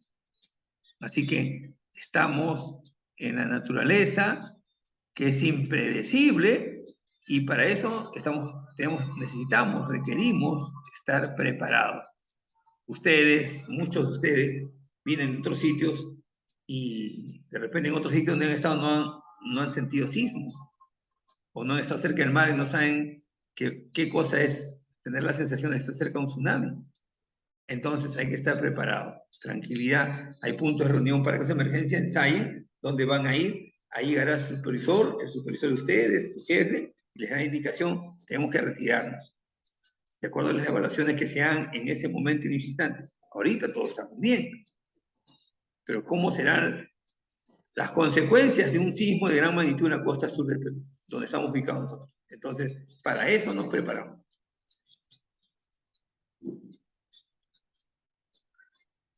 Entonces, Chogán Hierro Perú tiene conformadas brigadas de emergencia, a las que informa y capacita para dar respuesta a los eventos de mayor probabilidad, las mismas que están conformadas por trabajadores de todas las áreas. de acuerdo a los estándares y prácticas reconocidas nacional e internacionalmente. Entonces, tenemos muchos equipos, pero estos equipos no nos sirven mucho cuando no tenemos entrenamiento. Por eso vamos a decir, se incentiva al personal, se concientiza para que practiquen y llegada una emergencia, en un momento dado, podamos utilizar y ser de gran utilidad estos equipos. ¿Ya? Entonces, dice, efectúa simulacros una vez cada trimestre, activa esa señal de alarma para que las personas sepan que esa alarma sirve para llevarnos al punto de reunión en caso de digamos, una emergencia médica, en caso de un incendio. Porque si hay sismos, si todos se dan cuenta, ¿no? Porque salen corriendo porque se mueve el suelo, ¿no? La estructura. Pero ¿cómo sabían ustedes que están dentro de planta magnética que en estos momentos está produciendo en Chancadora un incendio de gran magnitud? No sabrían. Entonces, para eso se activan las alarmas. Mientras menos gente esté dentro de las instalaciones, va a haber menos accidentados, ¿no? Entonces, por eso que hacemos la evacuación.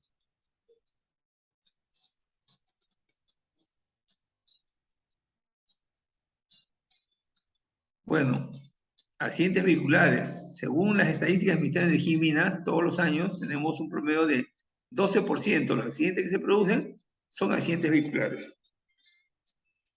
Pero el año pasado sucedió algo que nunca pasaba en la minería peruana. Tuvimos 40 muertos por accidente de tránsito.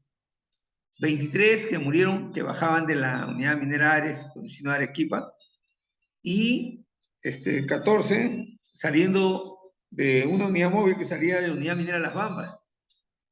Después en Queyabeco, una contratista con una camioneta y 3 personas también incrementó, aparte de los accidentes que se pusieron en otras unidades mineras. Entonces, es muy importante, señores, de esos accidentes que han sucedido, sacar lecciones aprendidas. Uno, muchas de esas personas murieron porque no usaban cinturón de seguridad. Entonces, ¿qué es mejor?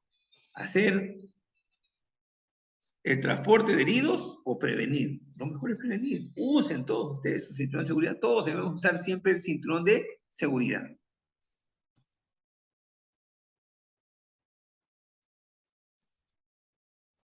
Entonces, si una persona, como ustedes o como yo, está en un bus y este bus sufre un accidente de tránsito, tengo que inmediatamente ver la seguridad de la escena. Si veo que el bus se volteó y está cayendo petróleo adentro, ya no puedo estar ahí, tengo que evacuar, tengo que ayudar a evacuar a todas las personas que están ahí. Tengo que ponerme en un lugar lo más alejado posible, pero no me voy a poner dentro de la pista, tiene que ser alejado de la pista, porque los otros vehículos no saben que hay un accidente. Mucha gente viene distraída, escuchando música, ¿no? Por celular. Entonces hay que ser precavidos. Si hubo un accidente, no vamos a generar más actos y condiciones subestándares para que existan otros accidentes. Inclusive que ese accidentado sea yo. Entonces tenemos que mantener la calma también. Eso también es recomendable. Entonces, en las brigadas de emergencia tenemos 4 brigadas. Una que se llama Primeros Auxilios y RCP. La segunda se llama de Prevención y Protección contra Incendios. La tercera brigada se llama de Evacuación y Rescate. Y la cuarta brigada es Prevención y Control de Derrames de Hidrocarburos. Una cosa será pues un camión cisterna que se derrame un poquito, medio litro de gasolina. Otra cosa será que toda la gasolina esté en el suelo. Si yo me quedo ahí, ¿qué va a pasar? Si hay una ignición, vamos a morir todos. Entonces, es muy importante la observación. Ya sabemos todos, y lo repito, que en una emergencia nos puede afectar, ¿no? Ver hemorragia, sangre, gritos, pero dentro de todo tengo que mantener la calma para poder, primero, que yo no sea un accidentado más. Llamar, ¿no? Todos ustedes tienen un supervisor, ya les he pasado el teléfono de emergencias minas, para que vengan y usted tiene que decir, ¿dónde está? ¿Qué cosa es lo que ha pasado? Hay una colisión vehicular, un vehículo está incendiando, hay derramado petróleo en el suelo, entonces para que, aparte del médico, venga también la máquina de contraincendios que tiene la unidad minera, tanto en San Nicolás como en Mina. Todas las empresas, ¿ya? Por conceptos básicos de seguridad, tienen que tener el 10% de trabajadores como brigadistas. Si una empresa tiene 100 trabajadores, debe tener por lo menos 10 brigadistas. Si una persona tiene 20 trabajadores, bueno, 2 es lo que le pide mínimo para hacer frente a una emergencia.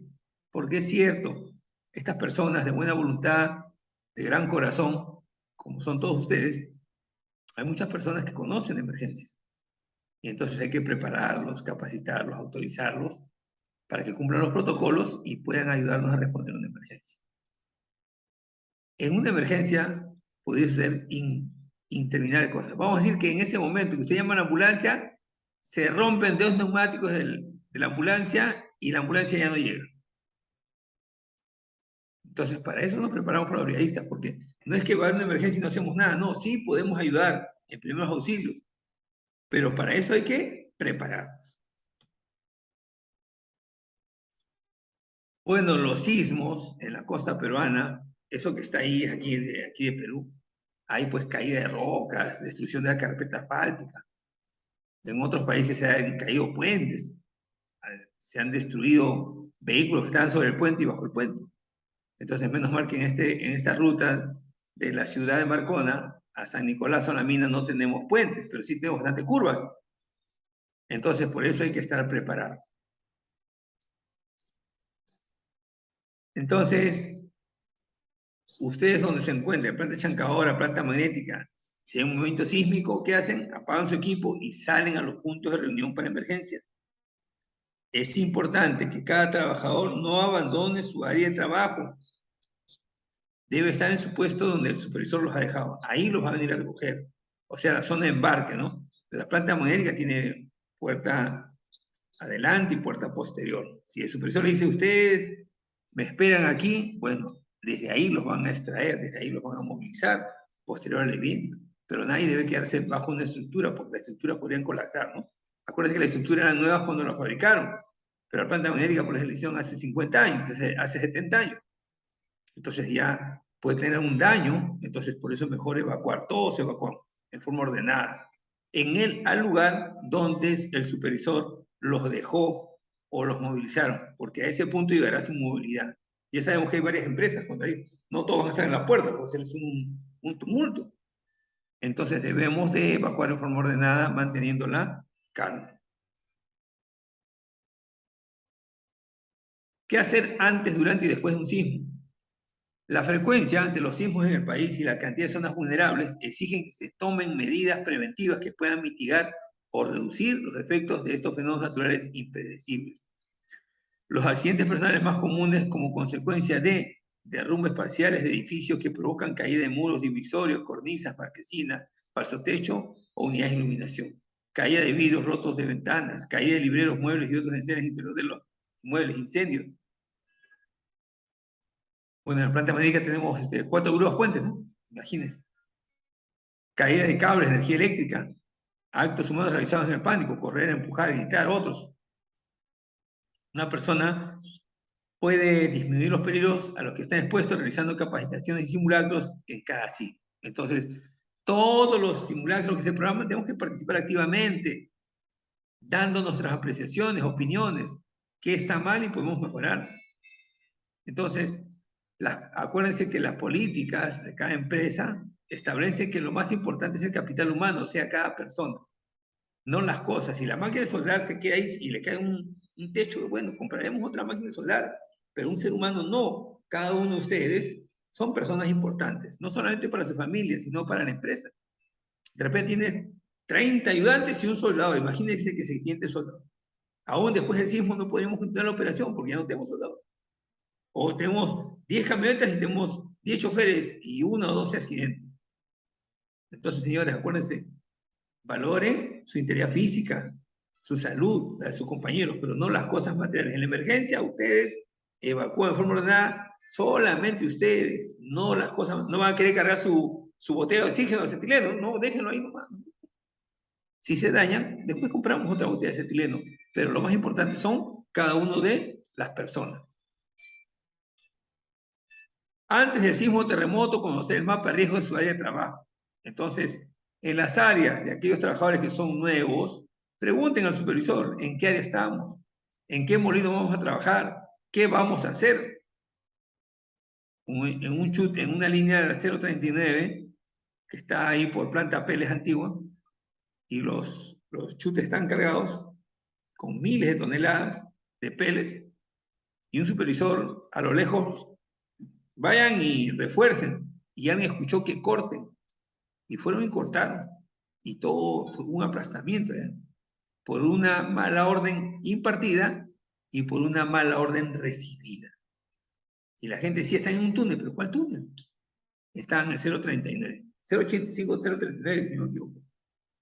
Bueno, algunos sí sabíamos dónde estaban y fuimos oportunamente a hacer la ayuda. Entonces, por eso es importante la ubicación. Todos ustedes tienen que saber exactamente en qué área están trabajando. ¿Qué es la planta, por ejemplo, molinos HPGR? Los nuevos molinos que lo tiene Sitting, ¿no? Arriba en la planta nueva, en la planta antigua, en el muelle de transferencia, en embarques, en la faja del stacker. Hay un montón de sitios que cada día desarrollamos trabajos, pero es importante que cada uno de los que vaya ahí sepa cómo se llama el lugar, sino cómo va la zona, la alerta, la emergencia, cómo va a avisar el laboratorio químico metalúrgico. Atrás del laboratorio químico metalúrgico, lo último que han hecho ha sido la planta de ácido oxálico, ¿no? No te vas a ir a buscar en ese momento la emergencia todos, no, estoy en la planta de oxálico nueva, ya ahí te vas. Entonces, es importante conocer entonces el mapa de riesgos. Cada uno de los componentes que tiene la unidad minera tiene un mapa de riesgos en la puerta principal. Y ahí dice los puntos de evacuación para caso de emergencia. No te vas a parar en medio de la pista tampoco, en tu desesperación, ¿no? Por eso es importante leer estos mapas, ¿no? Estar pendiente de las señales de avisos, alarmas y emergencias y manténgase informado. Esto lo ayudará a estar preparado ante cualquier situación o evacuación del área o sector. Si estamos lejos de las salidas, nos ubicamos en zonas seguras del ambiente, al lado de columnas. Manténganse alejados de los vidrios, muebles, estantes, cuadros y otros que pudieran caerse. En caso de oficinas puede pasar eso. Pero nosotros que estamos en los frentes de trabajo, ¿no? Estamos dentro de una nave, pero esa nave tampoco es segura, tenemos que salir a un punto donde no nos pueda caer nada, ¿ya? Hay que estar pensando siempre en esos aspectos. Durante sismo terremoto, la brigada de emergencia, cuando sea seguro, inician el desplazamiento de los trabajadores siguiendo las rutas establecidas en los puntos de reunión zonas seguras, las cuales estarán libres y despejadas. Si alguien cae durante la evacuación, levántelo sin pérdida de tiempo, sin grito y sin desesperación, para no provocar el pánico de desorden. Algo muy importante, señores, que deben recordar, y según norma ISO 22320, es la norma de Sistema de Comando de Incidentes, ISO, dice que si yo tengo un sismo, tengo que pensar que en ese sismo se puede producir incendios, se pueden producir explosiones, se puede producir caídas de derrame de ácido oxálico. Una grúa puente se puede caer por un aplastamiento. Piense en eso. No solamente es el sismo que se va a mover, y a eso no. Piense usted que ¿por qué tengo que evacuar en forma ordenada? ¿Por qué no puedo quedarme en un sitio donde hay cosas en el techo? Porque se pueden caer en el sismo. Acuérdense, este es el primer sismo que ha pasado, no. Hay habido sismos de 1 grado, 2 grados, 3 grados, 4 grados, hace muchos años, y eso va debilitando las estructuras. Entonces puede ser que en este sismo, que puede ser 4 grados, 5 grados, ya sea el desencadenante y se caiga todo el techo, o se dañen todas las estructuras. Por eso es importante tener presente que en una emergencia pueden suceder otras emergencias simultáneamente.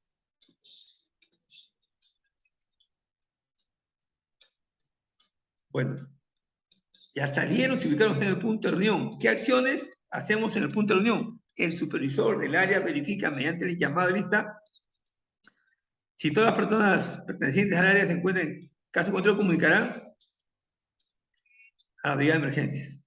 Vamos a decir que ustedes fueron 7 personas y hay 6. ¿Qué hacen? Tienen que esperar que el supervisor disponga. ¿Qué se va a hacer? No es que todos ustedes inmediatamente se van, no. Ustedes no son autómatas, ustedes son seres pensantes y tienen un supervisor, un jefe, que les va a orientar. Vamos a decir que colapsó toda la planta magnética. ¿Ustedes qué ganarían entrando? Ustedes serían otras víctimas. Para eso, la unidad minera tiene su personal de rescate. Va a venir y hay que saber. Ese trabajador es saber exactamente quién es. ¿Es Perico León? ¿Está con una máquina de soldar? está con un overol blanco, un overol rojo, un overol verde, tiene celular, contesta, tiene celular, está apagado, está en la línea de Molinos de Barras 9, bien a la derecha, bien a la izquierda, o estaba sobre el molino con una escalera. Esa información sí es importante que ustedes puedan brindar, pero usted no puede ir a hacer un rescate. ¿Cómo puede hacer un rescate si usted no tiene los elementos, el equipamiento o el EPP adecuado? Una linterna, iluminación, guantes, rodilleras, un sistema de protección y represión autónoma. Entonces, no es embarcarse en hacer sin planificar nada. Todo lo tiene que planificar. Lógicamente, usted lo reporta al supervisor, el supervisor coordina con las unidades, con las autoridades de la unidad minera y se determinará la mejor acción, sin poner en riesgo a nadie más.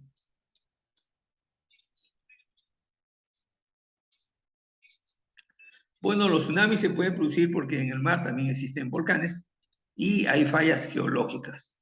Entonces, si se dan unos parámetros, como puede ser a menos de 100 kilómetros de profundidad, un sismo en el mar, que sea más de 7 grados, se puede producir un tsunami, ¿sí?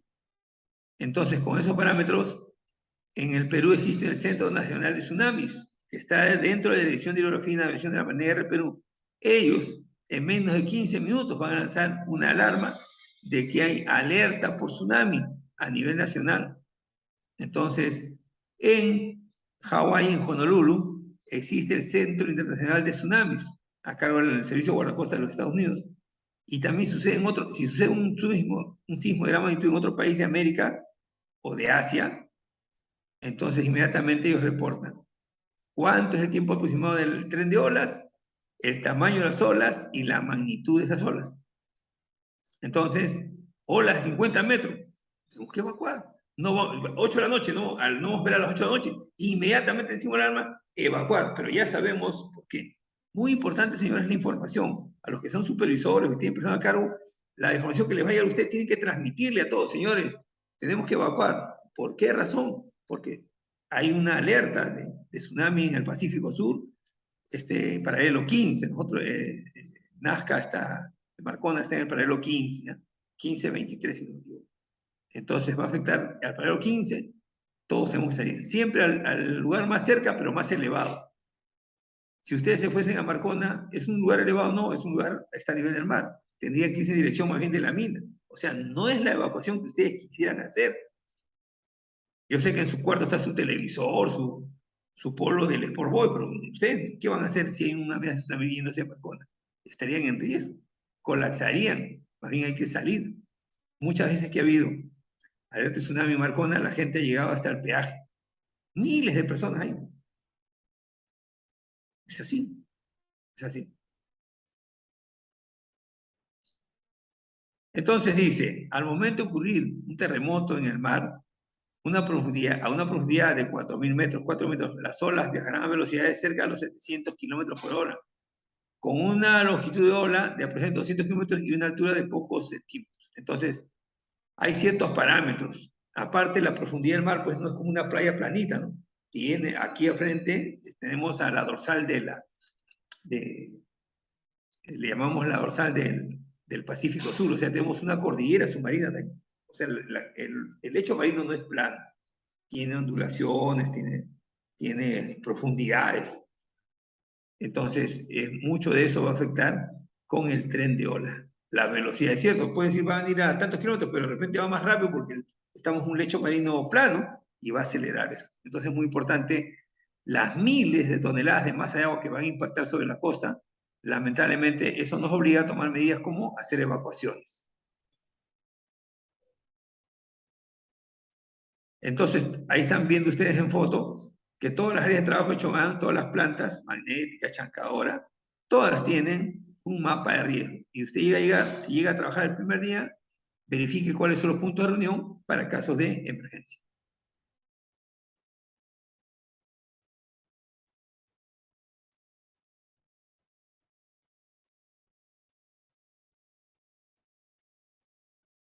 Una vez que haya alerta de tsunami, el personal dejará de operar de inmediato, procurará parar todos los equipos que está utilizando y se dirigirá rápidamente hacia los puntos de reunión según la distancia del área o del sector.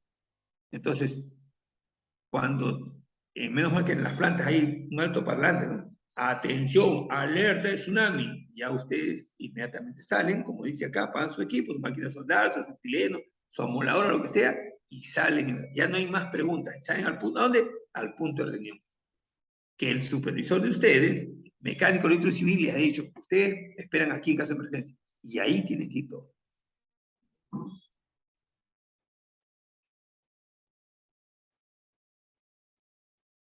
Bueno, aquí tenemos la instalación portuaria. Si están trabajando ahí, ninguna de estas partes que está en el mar es punto de reunión. Tenemos que salir de ahí lo más rápido posible. ¿De acuerdo? De ahí no puede, por eso está pintado y resaltado en rojo.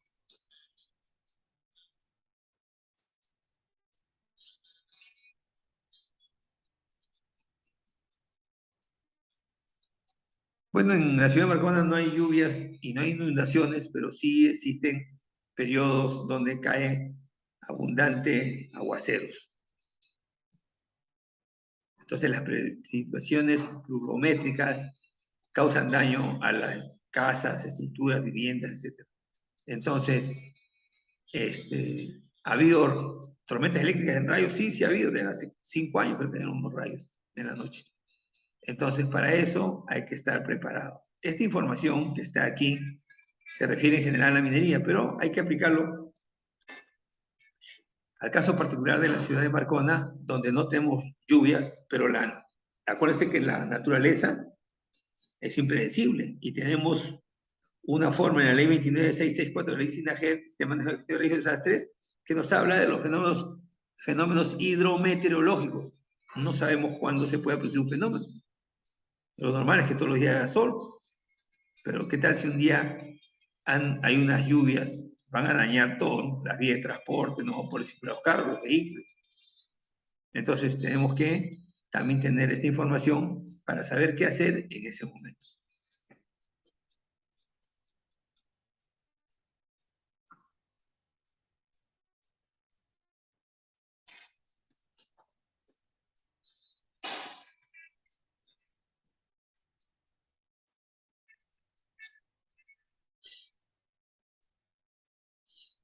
Bueno, los incendios.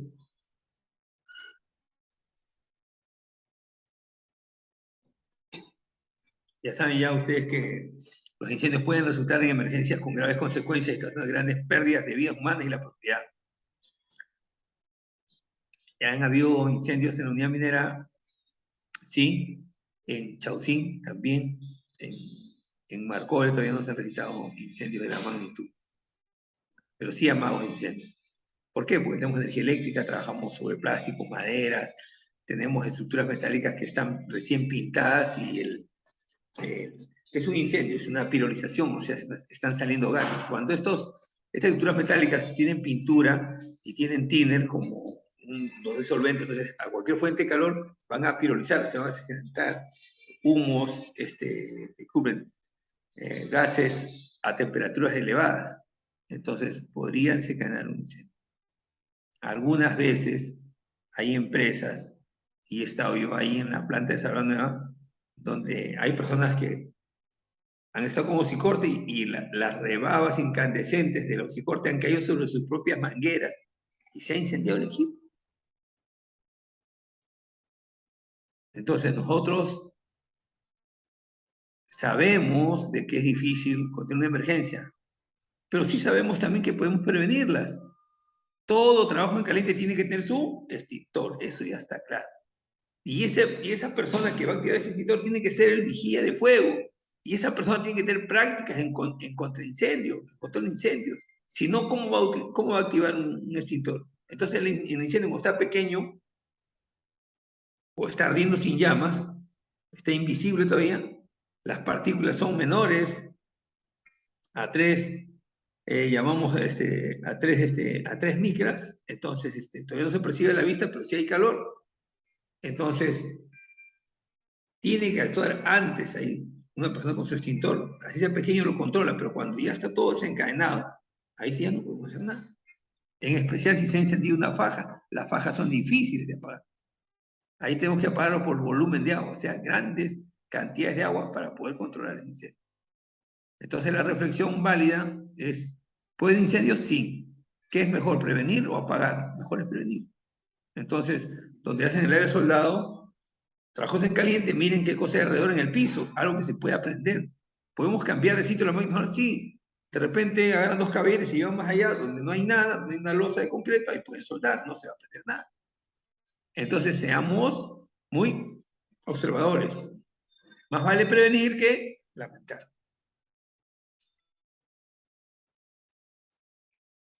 La combustión es una reacción química entre un cuerpo combustible con un comburente en presencia de una energía de activación. La combustión genera calor, gases, humo, llamas, hollín.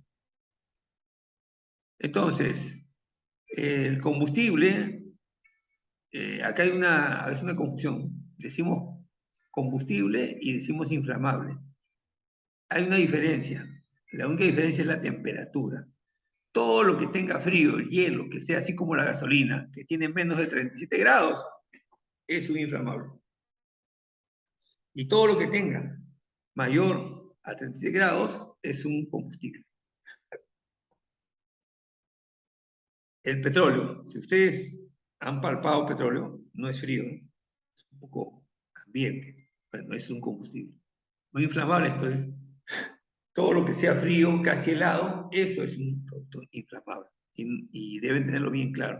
Entonces, si yo tengo un cilindro inflamable y un cilindro de combustible, estoy haciendo un trabajo en caliente, ¿cuál se va a prender más rápido? El inflamable.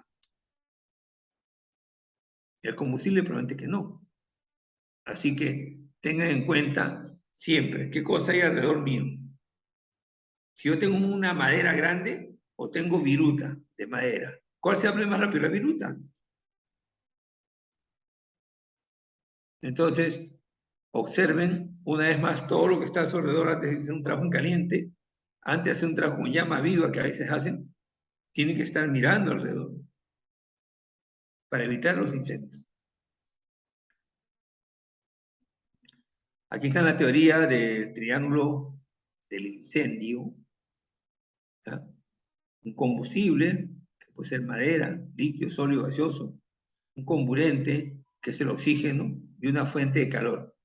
Que quede bien claro, no está hablando de llama, está hablando de fuente de calor, una plancha, un motor, 2 superficies metálicas que están en fricción, ya genera una fuente de calor, puede generar un incendio, sí, puede generar un incendio. No necesariamente un incendio se genera con una vela, con algo que tenga ya llama, no. Puede generarse con una fuente de calor.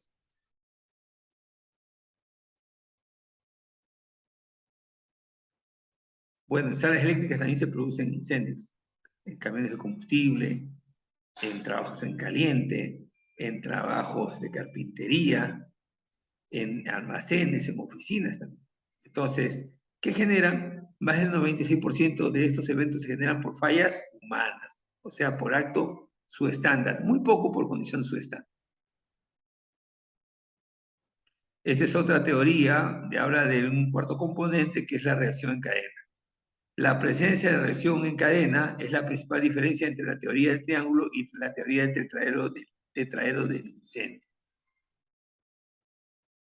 Entonces, tenemos nosotros formas de extinguir un incendio.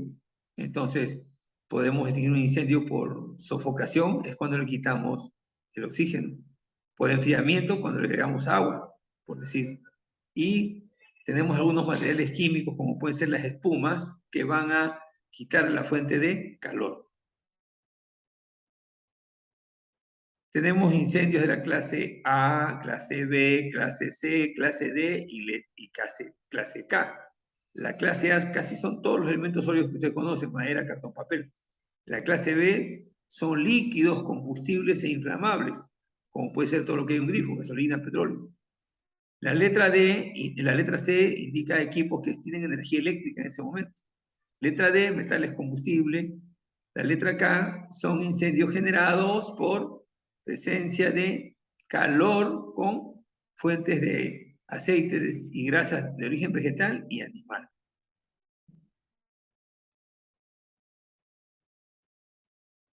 Entonces tenemos extintores, polvo químico seco. Estas son las formas que tiene un extintor. Lo que están viendo en el extintor ahí como en radiografía, ese color amarillo es nitrógeno, es un agente impulsor, porque todo lo que está el polvo químico adentro, ¿cómo va a salir? A través de un impulsor. Entonces le colocan un sifón ahí. Muy importante es utilizar un extintor, es retirar donde está expuesto, sacar el pasador metálico que están viendo, sacar el precinto plástico y disparar a la base del fuego, en forma de derecha-izquierda, en forma de abanico, derecha-izquierda, a una distancia no menor de 2 metros. Usted no va a estar a 1 metro, se va a quemar toda la cara, se va a quemar la ropa. Entonces, a la base del fuego, siempre a la base del fuego. Y después, el extintor lo ponen ahí en el suelo, echadito, significa que ese extintor está descargado. ¿Sí? Porque el elemento que tiene adentro es muy poco peso, como el envase es un envase de fierro fundido, pesa, el que no tiene práctica no se da cuenta que está cargado o descargado. Si hay oscuridad no va a haber el manómetro, entonces simplemente todos los que están echados al suelo significa que ya están vacíos y ya están descargados. La brigada de emergencias constituye un conjunto de personas del centro de trabajo, los que han sido seleccionados, formados, entrenados, organizados para hacer acciones en caso de emergencia. La brigada de emergencia está preparada para reconocer el riesgo general y particular que representan los diferentes procesos dentro de la actividad, el uso de equipos contra incendios que se disponen en el área de trabajo, informar si estos equipos se encuentran defectuosos o expuestos al medio ambiente, suprimir sin demora las causas que pueden provocar cualquier incendio, dar alerta de la emergencia, proceder a tomar medidas de seguridad, cortar la energía eléctrica, cerrar las llaves del agua, del gas o lo que sea necesario. Entonces los brigadistas no solamente tienen acción, vamos a decir, operativa presente, sino a lo largo de todos los días están inspeccionando que los extintores estén en buen estado, bien ubicados. Si hay una mancha en el suelo de combustible, pueden hacer que la persona responsable lo limpie, lo retire. No va a encontrar pues, un trabajador que está fumando por un área de pintura, inmediatamente le dará su RAC para que esta persona controle ese acto subestándar. Señores, todos y cada uno de nosotros que desarrollamos trabajos en frío, en caliente, en altura, en espacios confinados, con herramientas manuales, todos tenemos la obligación de controlar, de prevenir los incendios. Usted no es dueño de la mina, yo tampoco. Pero eso no significa que vamos a ser ajenos a la seguridad. Tenemos que tener un chip acá que se llame prevención, prevención, prevención. Ese compañero que está ahí no es de mi empresa, pero tengo que ser el señor un ratito. Mire, usted puede tener un incendio. Adopte las medidas de control. No pueden estar fumando. No se puede fumar en el trabajo. Hay gente que a veces limpia su equipo de pintar y bota residuos de thinner, de alcohol al suelo, y de repente otra persona bota ahí un pucho de cigarros y se inicia un incendio. Entonces es muy importante que todos estemos con nuestro chip de la prevención. La brigada de emergencia también está preparada para combatir el fuego desde su descubrimiento mediante el uso de extintores, aplicando técnicas de extinción de incendios, prestar primeros auxilios a las personas accidentadas, seguir la secuencia de comunicación de la emergencia. Recuerde que si usted no pertenece a la brigada de emergencia del área de trabajo, deberá evacuar inmediatamente el edificio en caso de emergencia, siendo las siguientes recomendaciones: realiza el simulacro de los recorridos de evacuación y salida de emergencia del área de su sector y colabore en mantenerlos permanentemente despejados. Entonces, hay sitios donde hay escalera, pasadizos, no puede colocar ahí pues una máquina de soldar. Imagina una emergencia, ¿por dónde va a pasar la gente? Entonces, donde hay un extintor, no obstaculice, donde hay una camilla, no obstaculice, donde hay un botiquín, no obstaculice. Muchas de las puertas son batientes, ¿no? Es que cuando usted sale tiene que cerrar para evitar que el fuego se desplace. Si hay un incendio, no abra puertas ni ventanas, más bien ciérrelas, porque el incendio vive del oxígeno. En muchos sitios donde vive incendio, la gente ha cometido el error de abrir las puertas, entró más oxígeno y el incendio causa mayor destrucción. Así que tengamos en cuenta esos aspectos y recomendaciones. Vamos a terminar aquí esta segunda parte, van a tener un descanso de 5 minutos y enseguida regresamos.